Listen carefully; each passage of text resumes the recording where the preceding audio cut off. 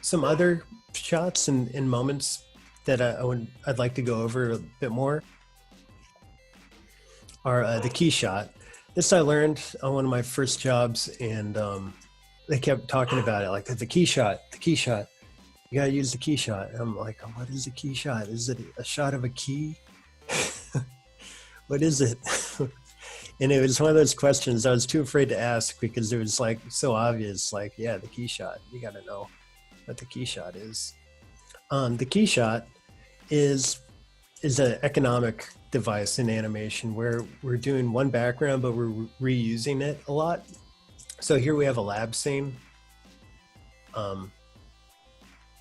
We have you usually put in some foreground elements and you have kind of this clear stage.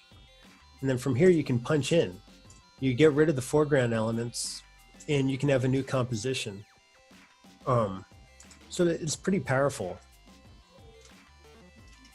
You could even get rid of the foreground elements here in this, and you have a different shot. You can just punch in a little bit more and be a different shot. So it's a great device to use. You see it a lot in kids comedy shows and stuff. When you don't have a big budget, like you got to think this way. Hanna-Barbera, like think Yogi Bear and all that, like they kind of perfected this. They went at it hard in the 50s and 60s and really figured it out. One other thing I like to do, and this is on Mau Mau, because not all productions think this way, but we're kind of used to working on a smaller budget, but we'll extend the key shot. So maybe there's a lab scene, and we'll have the lab elements to the left. We'll have a jail scene. Maybe there's a jail cage to the right. And when we ship this background overseas, it'll be a really big background, but it'll have all the elements they'll need to make all the different shots work. So that's kind of a good way to approach doing shots. And it's boring shot choice wise, but it's smart economically wise. One other thing I like to think about is the shape design. So you might draw something like that and you're like, oh man, I have every rafter, I have every tile, like this is a beautiful background, but it's not good for boards because you're staring at all the different elements on the background. If I drew a character on here, a beautiful character like that, like they're lost. You don't know what to look at. So you can draw something as simple as that. And I'll use shape design, and I'll use different tones to break up the layers. And now if I drew a character on here, they're much more clear.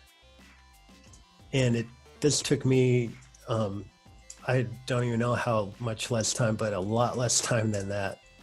So thinking this way. Again, just another example, like the background designers, they're going to do their thing and they're way better at it than you. So just let them do it. Yeah, here's another example. Just using overlapping elements to build perspective. Here's one I see a lot actually, and I almost put in my storyboard booklet, but I didn't have enough paper. Railroading perspective. So you're in a city. I see this a lot with new board artists, and you have a railroading. This isn't a very good shot because you have to look right here, and for the background team, they're doing all these buildings. They're drawing 1 million buildings. Each one's unique and different. Oh, what a pain. Lame, bad for them. Like it stinks for them to do this.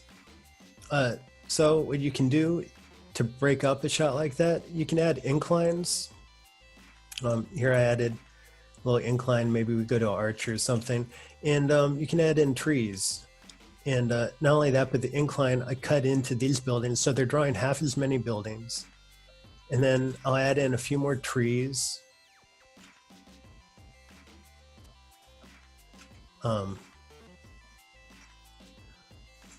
More trees. And I'm just kind of blocking stuff out and hiding a lot of that. So that's what we try and do on the show I'm on, because we're very like conscious about budget and background. When you're making your portfolio, I guess this doesn't matter as much because no one's going to be turning that into a production. But if someone was showed that they were thinking this way in their boards, that not only is that a better composition, more interesting, but that they're thinking in terms of economics, like I'd be impressed.